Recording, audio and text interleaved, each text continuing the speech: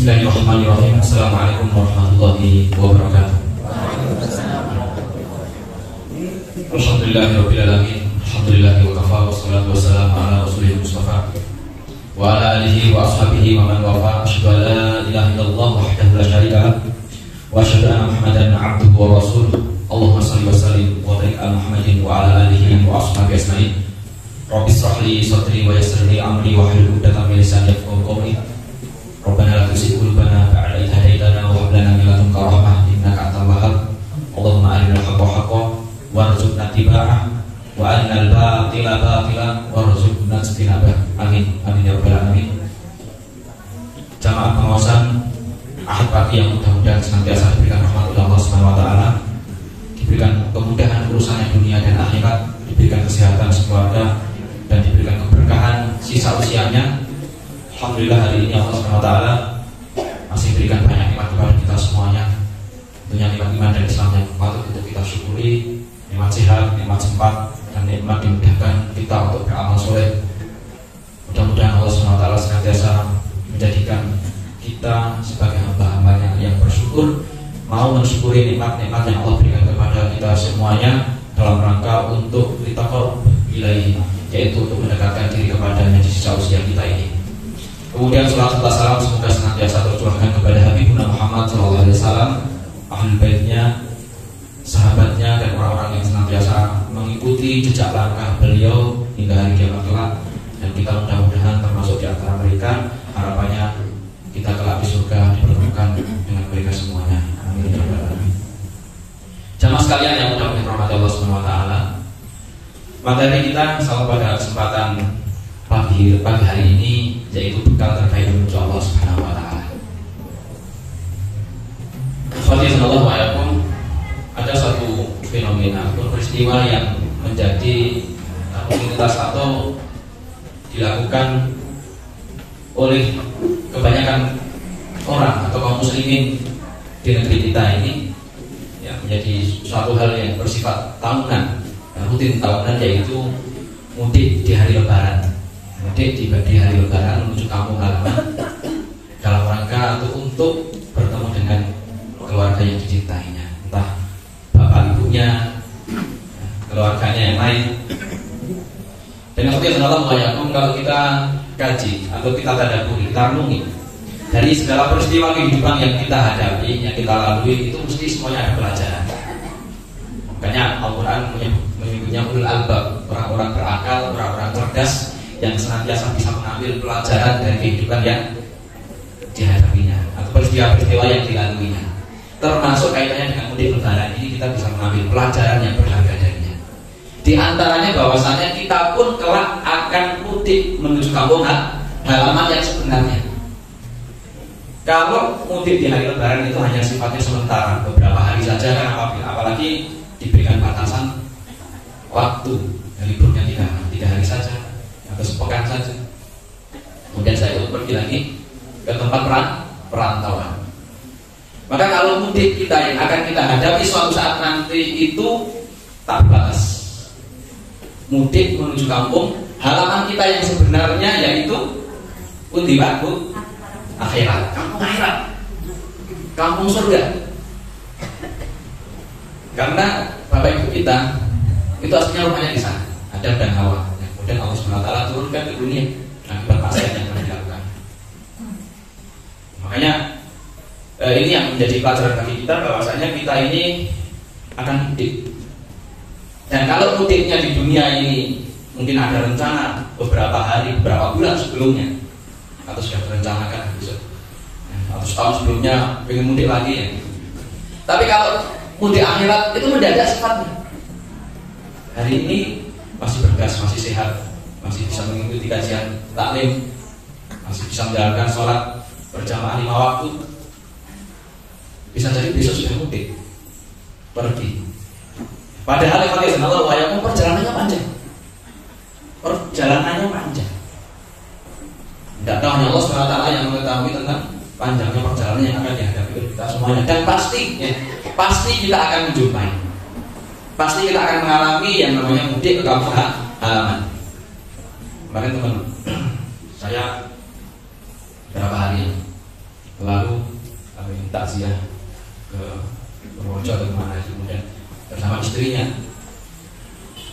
pakai mobil. Kemudian setelah itu pulang, istrinya dalam kondisi sehat, tapi qadarullah di tengah perjalanan entah ada sebab apa pingsan sebagainya, ternyata sudah mudik, ya sudah pergi meninggalkannya untuk selama-lamanya di dunia.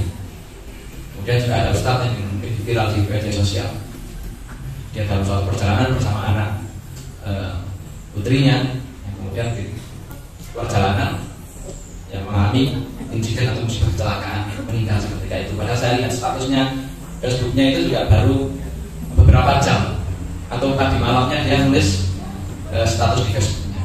Maka secepat itu mudik menuju kampung halaman surga ataupun akhirat yang sebenarnya, kampung kita yang sebenarnya itu secepat itu. Maka itu tentunya kita membutuhkan bekal terbaik untuk mudik itu. Dan ketika itu nanti tidak ada yang namanya duit, tidak ada dirham, dinar, uang, harta benda yang kemudian kita nikmati hari ini, yang kita bisa jadikan bekal untuk perjalanan kita di dunia. Di sana sudah tidak lagi berharga, sudah tidak lagi berguna. Maka apa yang ini menjadi renungan bagi saya pribadi khususnya dan jamaah pada umumnya, yang kita pasti akan menjalani mudik menuju kampung halaman kita di akhirat atau menuju Allah Subhanahu wa taala.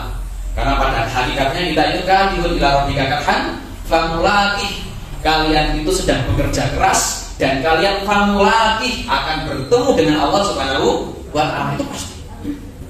Kadihun kita bekerja keras. Hari ini terserah bekerja kerasnya mau urusan dunia atau bekerja kerasnya urusan akhirat.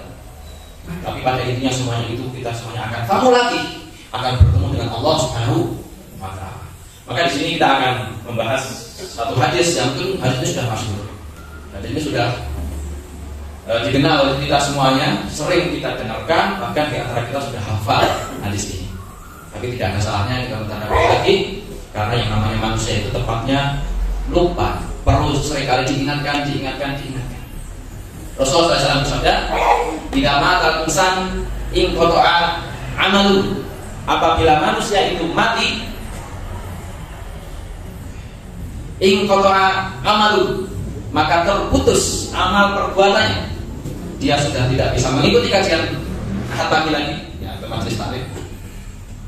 Tidak bisa menjalankan sholat lagi, tidak bisa menjalankan shaum Ramadan lagi, atau melakukan ibadah-ibadah yang lainnya. Terputus, nggak bisa nambah pahala lagi. Padahal pahala itu adalah bekal terbaik kita. Illa min salasatin, kecuali 3 perkara. Apa itu? Shadaqatin jariyatin, sedekah jariah. Au ilmin yurtafa'u bihi, ilmu yang dimanfaatkan. Jadi dengan ilmu itu dimanfaatkan, atau ilmu yang bermanfaat atau dimanfaatkan oleh orang lain. Au waladin sholihin yaqul, atau anak yang soleh yang mendoakan orang tuanya. Alhamdulillah wa yakum. Mungkin di antara kita ada yang semangat sholatnya, sholat tambah lagi sholat malamnya, sholat duhanya. Tapi kalau sudah mati, terputus pahalanya. Dan harapannya diterima. Mudah-mudahan Allah SWT menerima pahalanya. Kemudian juga ada yang rajin dengan saumnya, baik wajibnya ataupun sunahnya. Tapi itu terputus semuanya. Makanya 3 hal ini yang perlu untuk kita pahami, kemudian diupayakan kita memiliki semuanya, atau kalau tidak salah satunya. Oleh perjalanannya itu panjang sekali. Hidup di dunia berapa tahun, Bu? Ya nggak sampai 60 tahun ya, 60-70 tahun. Itu kata Rasulullah SAW seperti itu. Kalau ada yang lebih dari itu, ya sedikit sekali. Baina sitin wasatin, antara 60-70 tahun. Itu ukuran dunia nih. Ternyata ukuran akhirat itu nggak segitu.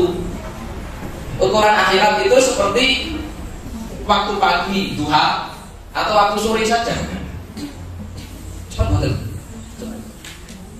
Atau dalam ayat lain sekarang ada beberapa ayat itu menunjukkan tentang bahwasanya hidup di dunia itu hanya berapa jam saja. Nanti bisa buka ayatnya sekitar 7 ayat atau berapa ayat. Aku mengulang lagi. Illa sa'ata minal hari barat. Ketika nanti di akhirat orang-orang akan mengatakan, Kita hidup di dunia itu cuma beberapa jam saja. Tadi ila asyatan au duhaha, kecuali waktu sore atau waktu duha saja. Kemudian banyak ayat sekitar ada 7 ayat. Ini Allah mengulang-ulang supaya apa sebenarnya? Supaya manusia itu ingat kalau yang itu di dunia itu bukan selamanya. Ya, bukan dalam waktu yang lama, 60 tahun, 70 tahun itu kan ukuran dunia. Maka kalau dihitung-hitung dibandingkan dengan ukuran akhirat, yang 1 hari di akhirat sebagaimana 1000 tahun di dunia, maka kalau hari ini usia kita sampai 60, 70 tahun rata-rata, berarti sekitar 1,5 jam hidup di dunia dibandingkan dengan akhirat. 1,5 jam. Cepat banget ini, nanti ini sudah waktunya sudah 20 menit. Coba.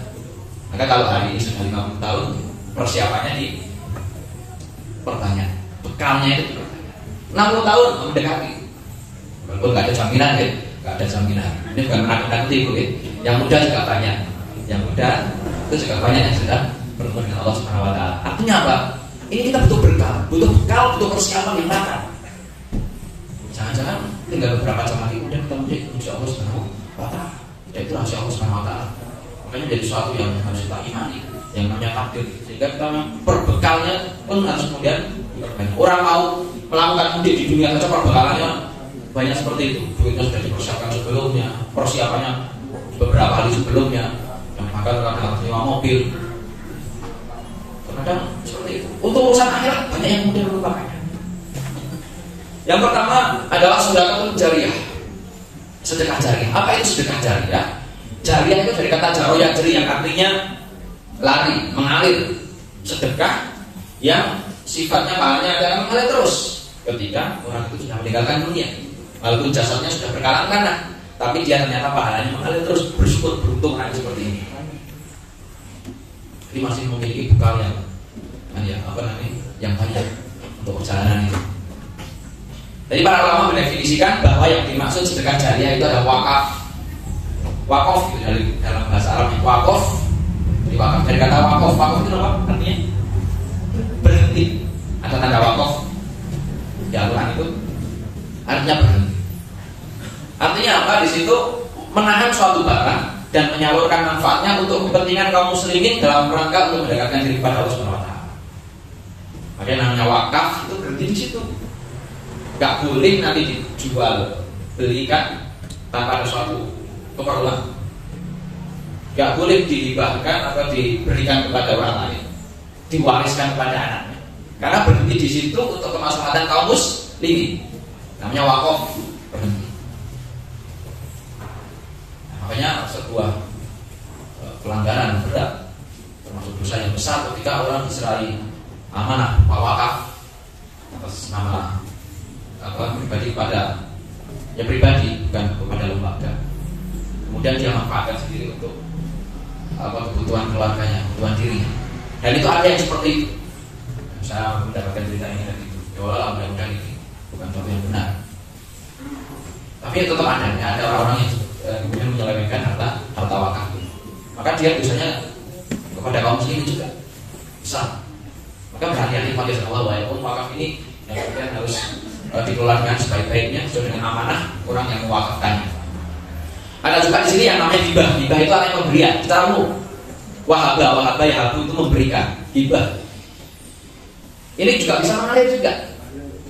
Sebagaimana Rasulullah SAW menyebutkan ini secara lebih detailnya dalam hadis ini, inna mimma yalhaqul mu'min min amalihi wa hasanatihi ba'da mautihi. Sesungguhnya sesuatu yang yalhaqu itu yang nanti akan menyusul al-mu'min, seorang mukmin, min amali, dari amalannya itu justru wa hasanati, dan amal kebaikannya ba'da mautihi, setelah dia meninggalkan dunia ini. Sebenarnya meninggal, mati itu hakikatnya nggak ada. Karena kalau kita baca hadis riwayat panjang tentang alam kubur, ya, setelah manusia itu dicabut rohnya ke atas, kemudian disatukan lagi, tidak dibaca lagi, disatukan lagi roh dengan jasadnya juga. Cuma kalau di dunia ini yang mendominasi, yang menguasai ini adalah jasadnya, Tapi ketika nanti di alam barzakh itu adalah rohnya. Makanya kalau kena siksa ya ini gitu ya, disiksa. Kalian bilang. Cuma yang di situ yang menguasai, mendominasi adalah rohnya. Kalau di alam barzakh itu alam yang lain. Yang Allah SWT yang mengetahuinya. Maka kalau di kuburan itu kemudian orang penasaran dikasih CCTV sebagainya itu, ya sudah di situ tidak ada apa-apa gitu. Karena itu alam yang lain. Dan itu dijatuhkan lagi. Maka kalau mendapatkan nikmat kubur ya dia mendapatkan nikmat terus. Nilai yomi akun sampai hari dibangkitkan. Kalau dia mendapatkan siksa, tergantung nanti dosa-dosa. Ada yang terus mendapatkan siksa, orang kafir seperti itu. Dan siksanya bermacam-macam. Nanti bisa dikaji lagi tentang kubur, tentang alam barzakh. Dan terus perjalanan setelah alam barzakh yang kemudian lagi hari kebangkitan, setelah itu mahsyar, dan itu lama sekali. Bekal juga itu harus kita siapkan, mizan, timbangan, hisab, dan kemudian baru sirat aja panjang sekali. Baru terminalnya neraka ataupun surga. Allah menyampaikan kita di kampung halaman kita surga. Maka butuh ini ilman alamahu. Yang pertama ilmu yang diamalkan. Ilman alamahu, ilmu yang diajarkan. Wa nasaruhu atau yang didakwahkan. Wa waladan sholihan tarokahu, anak soleh yang dia tinggalkan.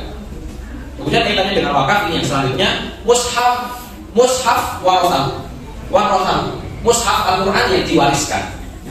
Kita mewariskan Al-Quran pada orang-orang yang senantiasa membaca Al-Quran, termasuk anak kita diwariskan orang terbaik. Kemudian senantiasa dibaca, maka itu akan mengalir pahalanya setiap kali dia membaca, mengalir kepada kita.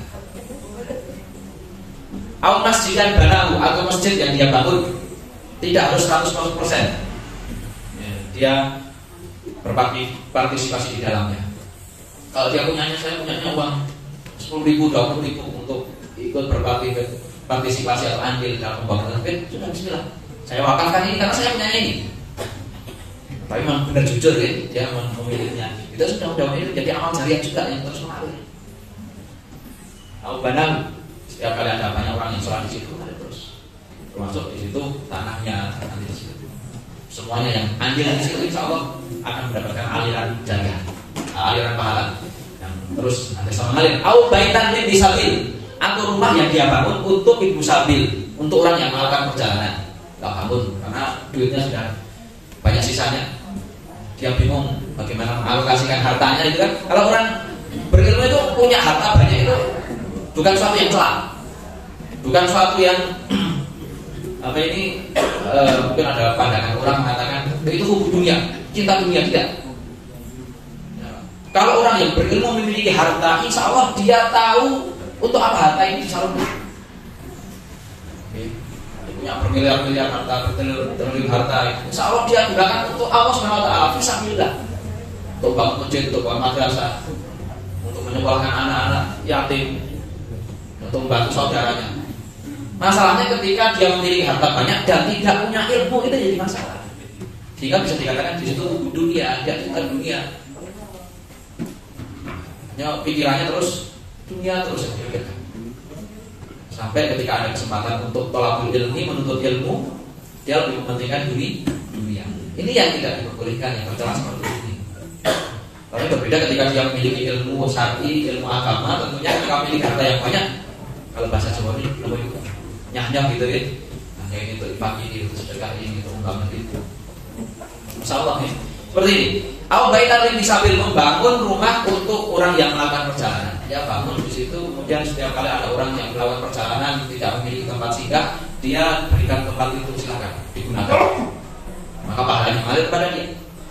Au nahrun ajrahu, atau sungai yang dia alirkan, mengalirkan sungai ke suatu desa masyarakat dengan biaya dia. Maka setiap kali kemudian penduduk desa itu memanfaatkan air aliran sungai itu, maka dia orang yang tadi yang wakaf ini mendapatkan aliran pahala.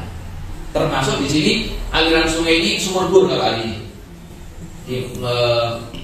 ini mengebur banyak sumur yang di mana-mana dimanfaatkan oleh orang-orang yang membutuhkan. Ini yang kita sedang lakukan dengan teman-teman ini. Kita memiliki target 1000 sumur bor, itu yang kemudian kita lakukan dengan teman-teman, mudah-mudahan ini juga jadi ada jariah bagi orang yang berpartisipasi di dalam waktu 20 tahun, harapannya seperti itu. Aw sedekatan ajroha akhrajaha min malihi fi sihhatihi aw hayatihi, atau sedekah yang dia keluarkan dari hartanya ketika dalam keadaan sehat dan keadaan hayat, keadaan hidup. Karena apa Pak?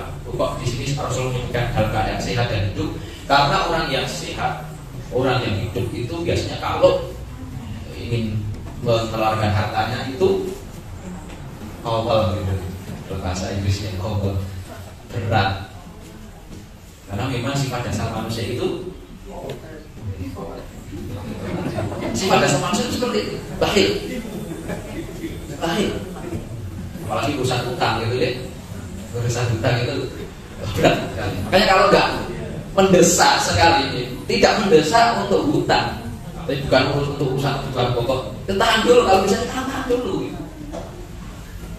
Walaupun itu utang 100.000 gitu ya, memiliki duit, kemudian setelah itu mendapatkan duit 500.000, itu gitu ya, mau jatuh tangguh itu sehat, itu udah. Walaupun hanya 1/5 dari yang dia miliki, itu utang berat sekali. 150.000 itu kan sangat berat untuk melunasikan. Itu kebanyakan, soal tidak ada di sini. Visi hati wahyati termasuk bisa jadi orang tua pun demikian. Ada sebagian yang kemudian berat untuk memberikannya kepada anaknya. Masih sehat. Ya, tunggu saja. Jauh kok itu. Tahu-tahu ketika sudah menghadap Allah Subhanahu wa taala, hartanya di mana-mana bingung. Sementara anak-anaknya tidak tahu ilmu waris, maka menjadi rebutan satu dengan yang lainnya. Bahkan yang paham agama pun ketika tidak pahamkan sebelumnya atau ini tidak diberikan bagian-bagiannya, bisa jadi menjadi sesuatu yang ribut, menjadi keributan antara satu dengan yang lainnya, apalagi anaknya banyak, apalagi yang tidak paham. Makanya pada Allah ya, orang tua ini di sini diantaranya itu, kalau dia memberikan hartanya kepada anaknya, rumahnya di mana-mana dibangunkan anaknya ini, itu boleh-boleh saja. Dan itu menjadi alasan jariah, apalagi anaknya soleh. Anaknya soleh, baik, ahli sholat, ahli ngaji, kemudian diberikan rumah, kemudian diberikan yang lainnya, dan dia gunakan dengan semaksimal mungkin sebaik-baiknya, maka mengalir kepada orang tuanya. Apa yang digunakan untuk tempat istirahat setiap hari. Mimba di mautihi, ini dia yang hak mimba di mautihi, akan menyusul setelah kematiannya. Terus saja Allah ayakum. Jadi orang tua yang memberikan anaknya hartanya ketika dia sehat, ketika dia masih hidup, maka itu juga nanti akan mengalir pahalanya pada dirinya. Kemudian sallallahu alaihi wasallam Masra'atu bin Usman, kebun sumur Usman bin Affan radhiyallahu anhu. Insyaallah orang terkaya yang hari ini pun masih tak terkalahkan kekayaannya. Sahabat Nabi padahal dia sudah meninggalkan dunia yang fana, dan ketika hidupnya pun dia tadi nyah-nyok ketika diminta Rasulullah SAW untuk sedekah atau infak membiayai perang ini berapa 100 udah kota ya, lagi 100 lagi 100 lagi sampai 3 kali mudah-mudahan. Kemudian berapa kilo emas tadi itu. Kemudian Masya Allah ketika itu beliau ketika kaum muslimin dalam keadaan paceklik panjang Madinah. Kemudian bingung kaum muslimin mencari air dan tidak ada sumber lain kecuali sumbernya miliknya Yahudi, sumber air miliknya orang Yahudi. Kemudian Utsman ingin membelinya semuanya dan tidak diperbolehkan. Maka Utsman mengatakan saya beli setengahnya dari sumber ini. Karena orang-orang kaum muslimin ketika itu mereka membeli air dari orang Yahudi itu setiap hari. Maka jadi pemasukan dari orang Yahudi. Maka Utsman pun berinisiatif, saya beli setengahnya, artinya setengah, satu hari milik saya, satu hari lagi milik kamu. Ya, terus seperti itu. Maka kemudian Utsman mengatakan, wahai kaum muslimin, saya wakafkan sumur itu untuk kalian, satu hari milik kalian. Silakan kalian mengambil air dari sumur itu semau kalian untuk kebutuhan 2 hari. Setelah itu kaum muslimin mengambil air itu untuk kebutuhan 2 hari. Ternyata yang hari berikutnya yang milik Yahudi, kaum muslimin sudah tidak lagi membeli. Masalah ya terbiasa Utsman bin Affan. Maka akhirnya bingung bangkrut orang Yahudi ini. Akhirnya ya sudah Utsman beli semuanya saja. Sumur itu beli semuanya sama Utsman, kemudian diwakafkan semuanya untuk kaum muslim. Dan kemudian setelah itu Orang Yahudi itu pun juga mengambil air dari sumurnya Utsmani, dan kemudian dikembangkan lagi sampai pada masa pemerintahan Khilafah Utsmaniyah. Kemudian dikelola wakafnya Utsman bin Affan, termasuk ini lahan-lahan yang ada di sampingnya, yang ada di sekitarnya, yang ditanami dengan pohon kurma, dan hari ini masih ada, masih mengalir, masih berproduktif sebanyak 1.550-an ya, 1.550 pohon kurma dengan berbagai macam jenisnya, dan hasilnya sebagian dikelola, sebagian disedekahkan untuk yang membutuhkan, fakir miskin, dan sebagainya, dan mengalir kepada Utsman bin Affan. Kemudian dikelola lagi menjadi ini hotel Utsman bin Affan. Hotel Utsman bin Affan miliknya Utsman bin Affan. Hotel ya bintang 5 miliknya Utsman bin Affan. Juga beliau masih nyimpen duit ya bermiliar-miliar, triliunan di rekening miliknya. Rekeningnya juga masih miliknya Utsman bin Affan, dikelola pemerintahan Saudi. Jadi ada orang yang sudah meninggal kemudian masih memiliki rekening atas nama dirinya hari ini tidak ada. Hanya satu-satunya Utsman bin Affan, dan terus bertambah. Belum lagi dari usaha-usaha yang lain yang kemudian dikembangkan oleh kementerian kalau yang tadi kurma itu Kementerian Pertanian dari Saudi yang yang hotel ini sudah dikembangkan oleh kementerian yang lain. Satu tahunnya berapa triliun itu penghasilannya, insyaallah. Tapi Allah ini orang-orang kaya di masa hidupnya ya, kemudian setelah meninggal kok masih kaya dan duitnya berkah, uangnya berkah terus, pahalanya mengalir terus, padahal beliau sudah dijamin masuk surga. Dari antara al-asru al-mubasysyirin bil jannah, 10 sahabat yang dijamin masuk surga, itu beliau termasuk Abu Bakar, Umar, Utsman, Ali. Nah, kalau kita sudah dijamin saya dikatakan dijamin masuk surga, ini nyata gitu ya. Mau ngapain nambah pahala dia sudah. Tapi masalah Utsman bin Affan itu sudah dijamin masuk surga, pahalanya masih terus mengalir terus. Manfaat terus. Harapannya kita kalau punya harta itu seperti manfaat terus. Yang kedua, ilmu yang bermanfaat, ilmu yang ta'awudi. Ilmu yang bermanfaat di sini apa? Karena banyak ilmu itu kan banyak. Yaitu ilmu yang mengantarkan seseorang untuk mengenal agamanya dan mendekatkan diri kepada Allah Subhanahu wa taala. Jadi kalau kita habis subuh itu berdoa, Allahumma inni as'aluka ilman nafi'an wa rizqan thayyiban wa amalan mutaqabbal. Ya Allah, aku memohon kepadamu ilman nafi'an, ilmu yang bermanfaat. Karena ada ilmu yang bermanfaat, ada yang tidak. Maka kita maunya ilmu yang bermanfaat. Apa itu? Ilmu yang mengantarkan seseorang itu untuk mengenal agamanya. Semakin sedikit jatah usianya, harusnya juga semakin banyak untuk mengetahui tentang ilmu agamanya. Karena nanti dunia ada ditinggalkan semuanya. Dan untuk mendekatkan diri kepada Allah Subhanahu wa taala, semakin banyak ilmunya, semakin dekat dengan Allah, semakin takut kepada Allah. Tapi ternyata hari ini banyak kalau kita lihat di kabar-kabar media sosial, ini orangnya bertitulnya profesor, doktor, sebagainya, ini semakin kurang ajar sama Allah Subhanahu wa taala. Enggak lagi percaya dengan Al-Qur'an, menentang Al-Qur'an, merubah Al-Qur'an. Katanya jurusan syariah, jurusan usuluddin, jurusan agama. Tapi kok seperti itu tingkah lakunya? Suka mengadu domba umat dan sebagainya. Ini karena ilmunya nggak berkah, ilmunya nggak bermanfaat.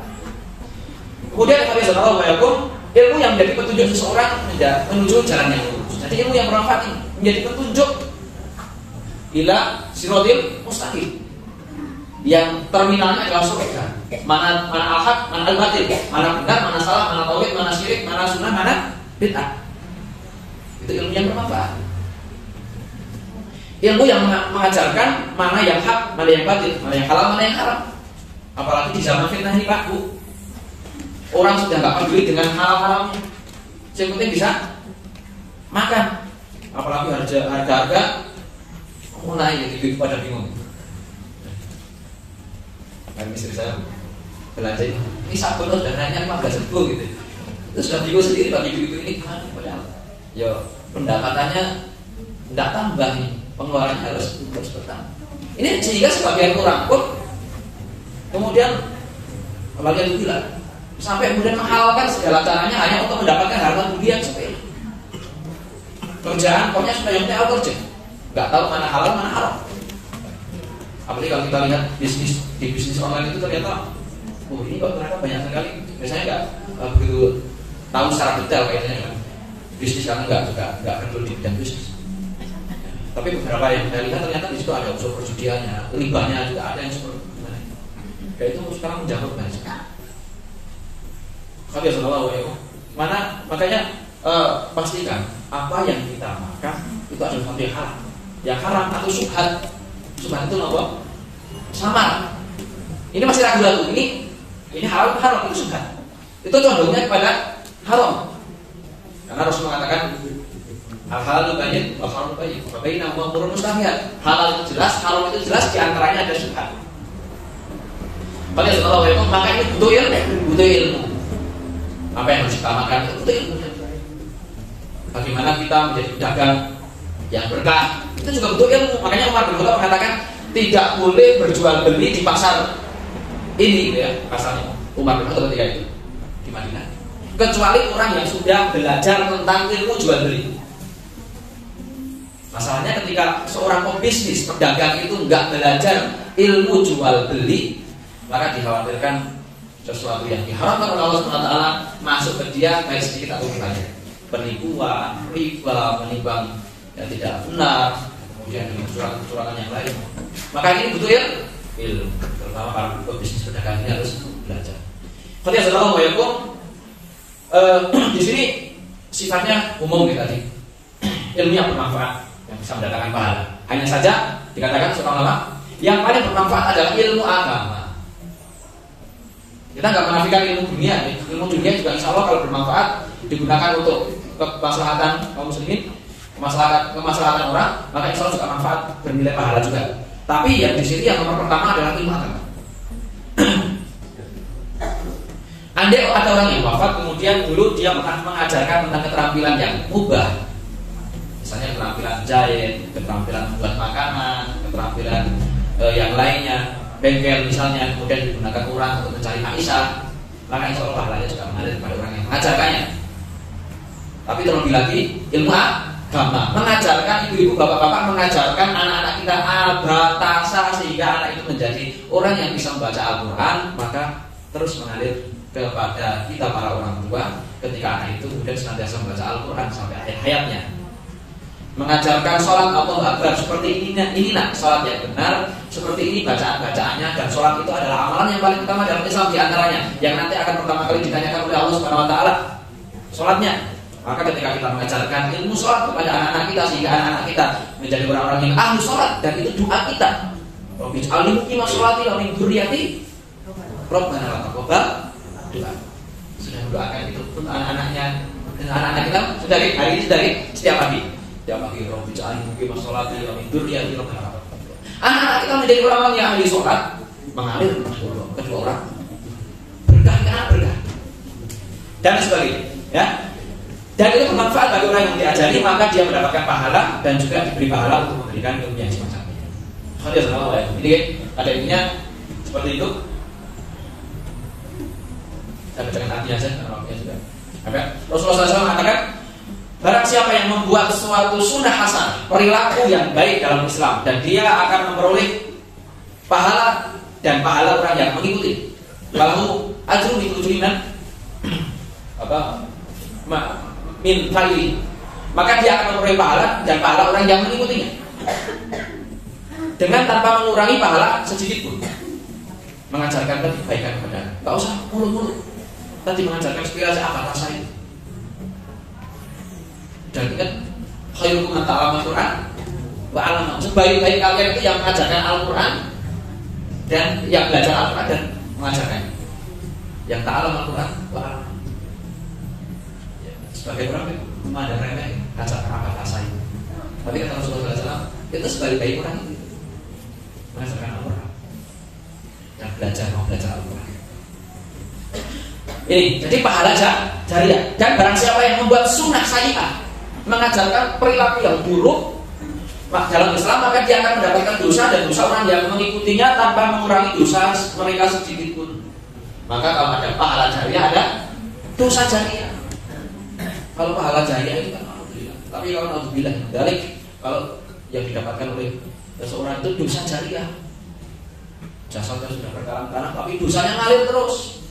Disebabkan karena dia mengajarkan keburukan ketika semasa hidupnya. Dia mengajarkan keterampilan mencuri misalnya. Ada nggak? Ada. Ya entah bentuknya seperti apa ya, entah bentuknya seperti apa. Mengajarkan keburukan, kayak mengajarkan apa ini? Sekarang kan gampang. Kita itu mau viral, mau ditiru orang gampang sekarang. Tinggal video gitu ya, kemudian diupload di media sosial.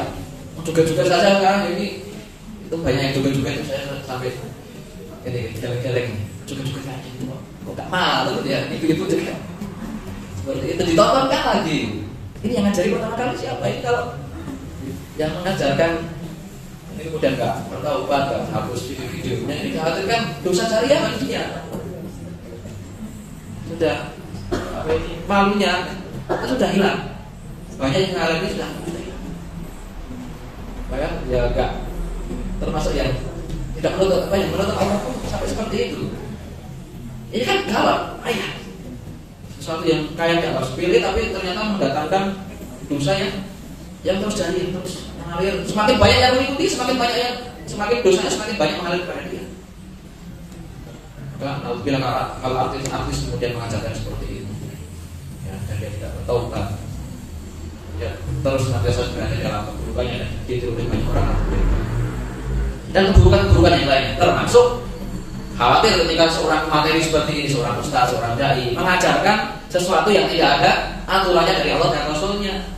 Dia mengarang-arang misalnya kemudian saya bilang sholat 1000 rakaat pada jam 9 mungkin nanti pahalanya akan mendapatkan pahala terjamin masuk surga gitu. Dan banyak yang mengikutinya. Ini artinya ketika banyak yang mengikuti saya mendapatkan dosa kembali itu. Makanya menyampaikan ilmu seperti ini juga harus hati-hati.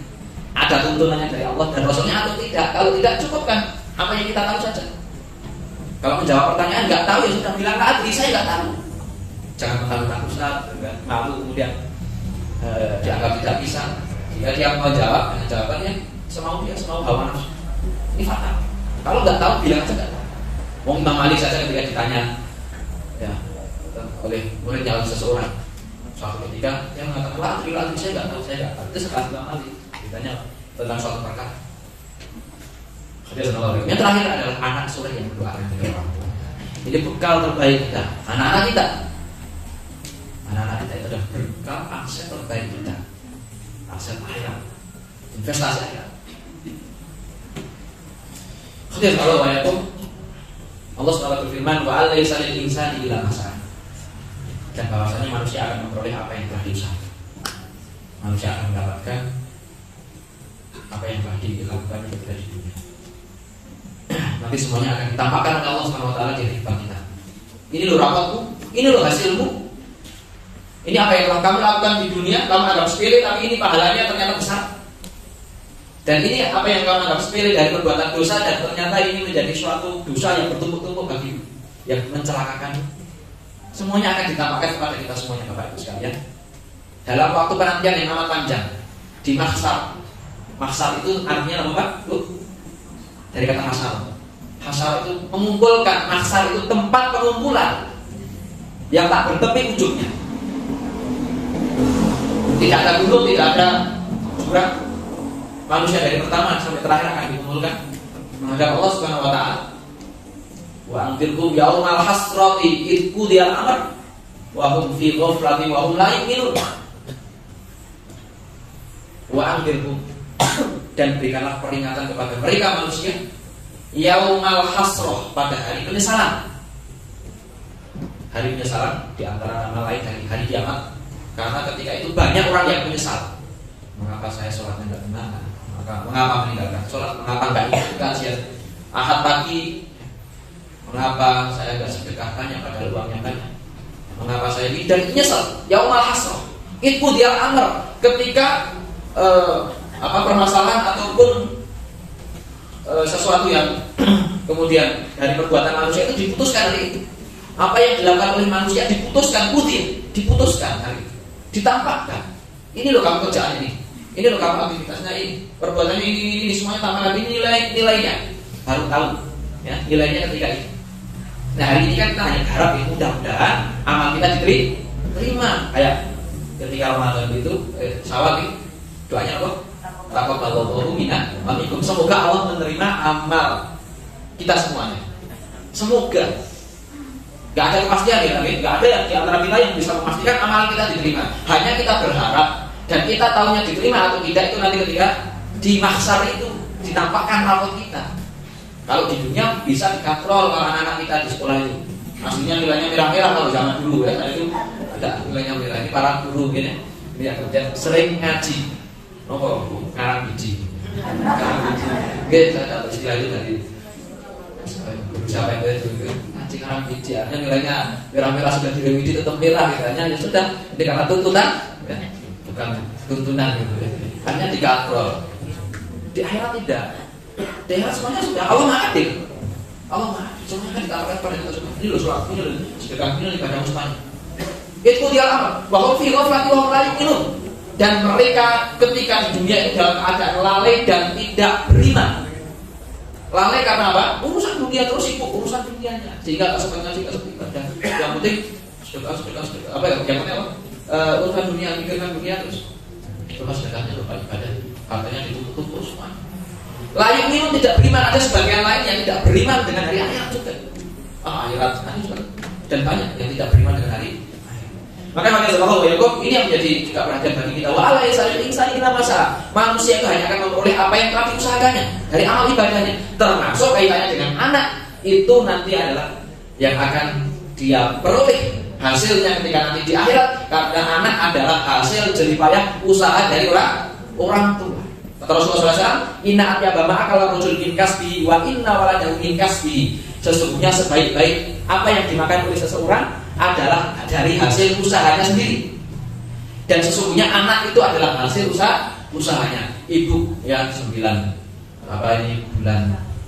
mengandung, 9 bulan sekitar itu ada juga ya. Sedikit ada lebih sedikit, ada yang kurang sedikit, rata-rata 9 bulan. Kemudian melahirkan. Kemudian setelah itu disusui 2 tahun kamil sempurna, kemudian setelah itu dirawat dengan baik sampai besar bapaknya, kemudian banting tulang ya, mencari nafkah untuk kehidupan anaknya, harapannya anaknya soleh, sekolah dibiayai semuanya, ratusan juta habis untuk kebaikan anaknya, belum lagi ketika anaknya sihat dan sebagainya. Maka anak itu adalah hasil usaha orang tua. Makanya maka tentunya ketika kita mengetahui bahwasanya anak itu adalah hasil usaha dari kedua orang tuanya, dan kelak anak pun menjadi jariah bagi kedua orang tuanya, pahalanya mengalir juga untuk kedua orang tuanya. Maka tentunya yang menjadi perhatian bagi kita semuanya, bagaimana kita berusaha untuk mensolehkan anak, menjadi anak-anak kita menjadi anak-anak yang soleh. Nanti terus Pak, apa itu anak yang soleh di antara cirinya? Cirinya apa Pak? Yang bertakwa itu gitu. Saya sudah di zaman fitnah seperti ini, kayaknya jika saya lihat banyak anak-anak di luar itu yang kemudian yang seperti itu kondisinya.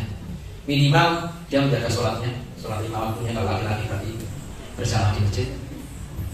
Yang kedua dia senang baca Al-Quran. Udah gak usah mulut-mulut saya itu. Itu dua-dua itu. Karena kalau misalnya kalau dia sedang berusaha tanpa diperintah-perintah atau dimarahin dari orang tuanya, dia memiliki kesadaran untuk sholat berjamaah 5 waktu di masjid. Kemudian dia senang dengan Al-Quran. Walaupun gak hafal Al-Quran. Hafal Al-Quran itu fadilah utamanya, yang lain gak semuanya anak bisa menghafalkan Al-Quran. Berat. Ya walaupun mudah itu Al-Quran dimudahkan, tetapi gak semuanya memiliki keutamaan itu. Tapi kalau dia tidak menghafal Al-Quran, maka dia senang baca Al-Quran. Insya Allah nanti yang lainnya mengikuti. Dia gak akan kurang ajar dengan orang tuanya. Dia akan senantiasa taat kepada Allah dan ibadah-ibadah yang lainnya. Itu di zaman fitnah hari itu. Jadi kalau itu, insya Allah kalau kemudian anak-anak kita seperti itu mengalir pahala juga pada kedua orang tuanya. Ustaz, anak saya sudah terlanjur sudah tua ya. Kemudian saya dulu juga belum paham agama, sehingga saya pun tidak bisa mendidiknya. Nah itu sudah nggak apa-apa. Karena kajian-kajian seperti ini juga dulu belum ramai, ya, belum ada. Karena juga di antara kita mendapatkan hidayah itu juga di usia-usia yang sudah tua, 50 tahun itu baru paham agama, mau ngaji, 60 tahun itu baru ngaji, ya sudah. Kalau dulu sudah terlanjur ya sudah. Sekarang kita perbaiki kita dan sebagainya. Nasihati anak-anak kita. Bagaimanapun juga, anak itu usianya sudah lanjut, tetap anak kita. Ya, termasuk kita itu juga anak bagi orang tua kita. Yang rambutnya sudah putih, yang jenggotnya sudah putih, itu juga masih anak itu ya, Pak, bagi orang tua kita. Makanya kewajiban orang tua tetap memberikan nasihat semampunya dia. Kemudian setelah itu adalah doa. Doa itu adalah doa yang kalau orang tua itu, orang tua ini adalah doa yang mustajab. Ya Allah, berkailah anak-anakku. Jadi kalau mereka anak yang soleh, tadi doanya yang terbagus yang diajarkan oleh Nabi kita dalam Al-Quran, Rabbana hab lana min azwajina wa dzurriyyatina qurrata a'yun waj'alna lil muttaqina imama wa bij'alhum fi masalihim min dzurriyyatina rabbana wa taqabbal du'a. Enggak apa sudah pakai bahasa Jawa gitu ya. Enggak apa-apa. Ya berdoa kepada Allah bahasa Jawa untuk kebaikan anak-anaknya. Harapannya apa? Biar nanti kalau muda itu juga mereka nanti kalau sampai ke kampung halaman bisa bertemu lagi, bisa bersama lagi. Jangan sampai ketika di dunia ini bersama-sama dalam keadaan seolah-olah bahagia, kelihatannya bahagia, tetapi ketika nanti di akhirat, dalam surat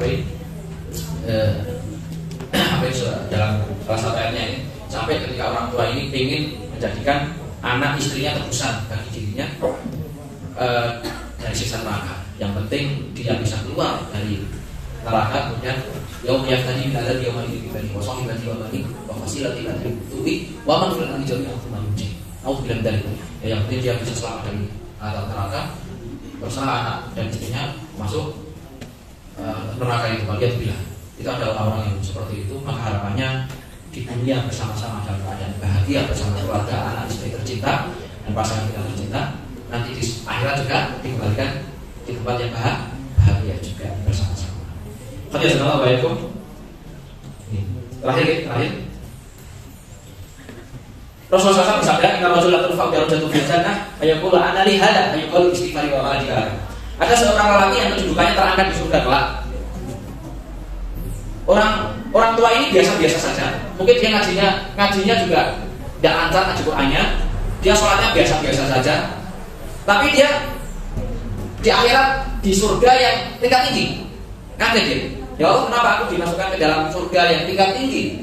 Maka kemudian dikatakan, ana lihat bagaimana ya Allah? Fayuqalu dikatakan bistighfari waladika.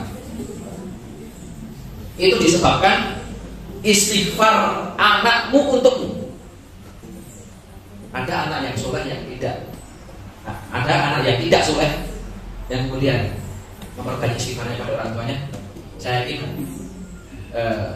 kalau bacanya kan Robbi Firli wali daya maka marobanya jarang sekali.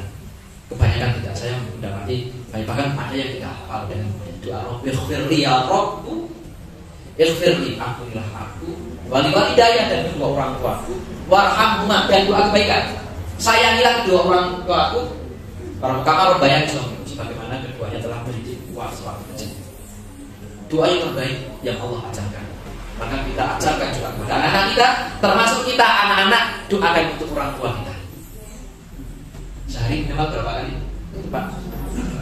Kita 5 kali, berkali-kali. Jadi doa itu jangan hanya di habis sholat saja. Monggo silakan. Ketika mengemudi mobil itu sambil doa juga. Ingat orang tua kita, doakan orang tua kita. Sambil kotoran, ingat orang tua kita. Karena kasih sayang kita kepada orang tua kita, doakan orang tua juga kita. Sebagaimana istighfar kita berkali-kali minimal 70 atau 100 juga. Kalau Rasulullah SAW yang bersih dari dosa, kita tentunya lebih banyak dari itu. Dan istighfarnya, kita juga istighfar kepada orang tua kita. Mudah-mudahan bermanfaat. Mohon maaf kalau ada salahnya dari saya tadi. kepada kedatangan Allah Subhanahu wa taala. Kepada Allah kita memohon ampunan. Saya ini, assalamualaikum warahmatullahi wabarakatuh.